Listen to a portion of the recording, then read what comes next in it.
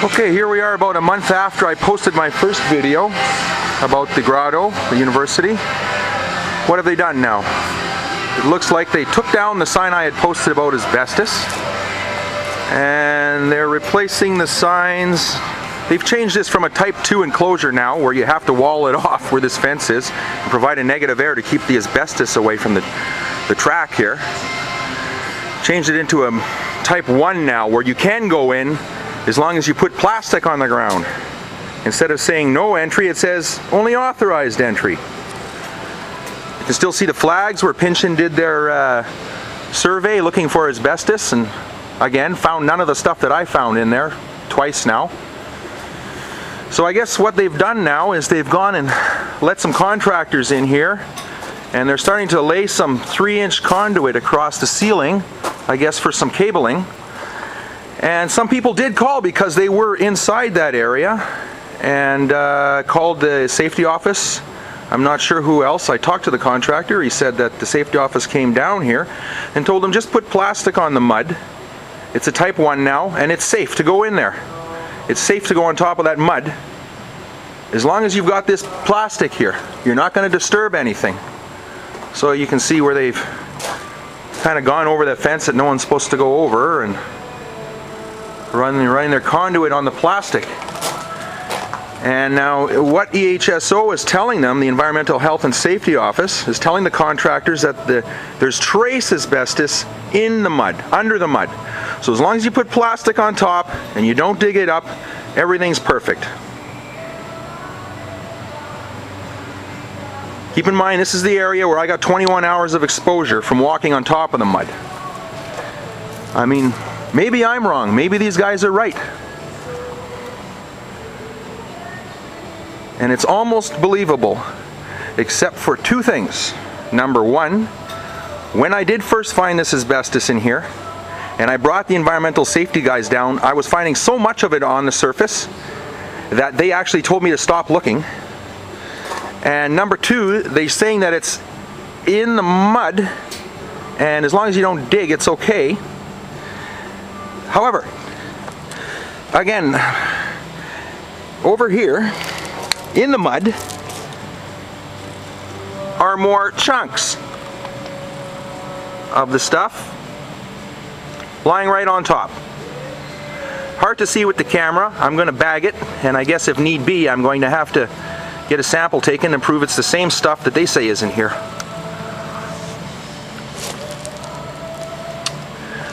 And the other thing is, if it's been in the mud, and this mud, if it's all over in this mud, and this mud has been here since the building was built and before, thousands and thousands of workers have trampled on this mud doing work in here, grinding that stuff into the mud, not underneath, all over it.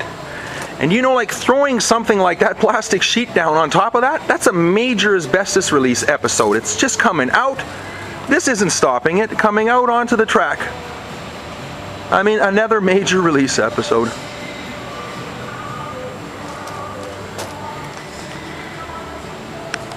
Okay, I don't...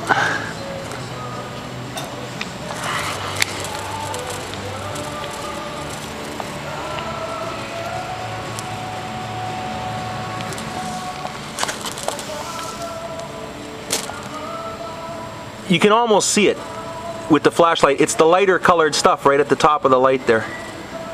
It's a gray. It's not black like mud, and it's not white like the rocks. It's a gray, really loose asbestos.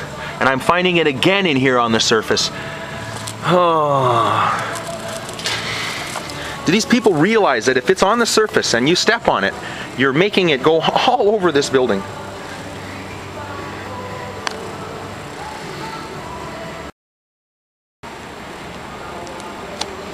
And once again, they told the contractors, they're telling everybody that the asbestos is in the mud and under the mud. And here we go. Again, just on this side of the fence, down here by this column.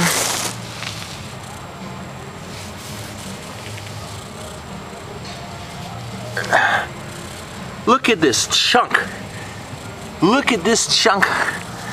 Look at this chunk of asbestos. and it's all over in the mud here, and the guys are walking on it, and it's being ground up and spread out because they're telling everybody it's in the mud, under the mud. I mean, look at that chunk of asbestos I found sitting right on top of that pipe cap right here. Right there.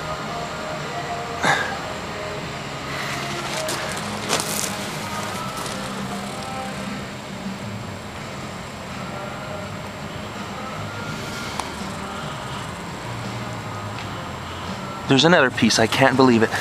There's another one right there. So, where'd it go? Look at that.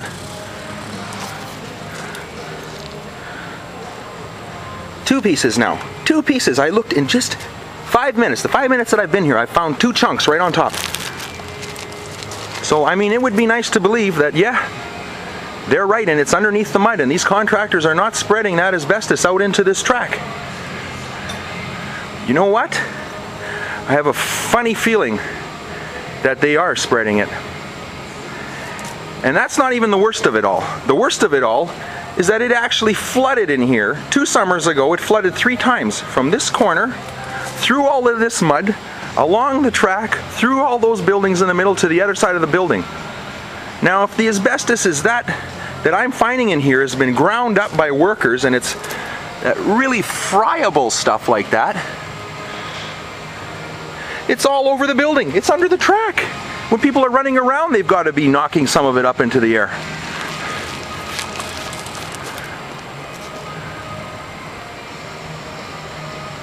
Look at that stuff. I'm finding chunks of it on top of the mud.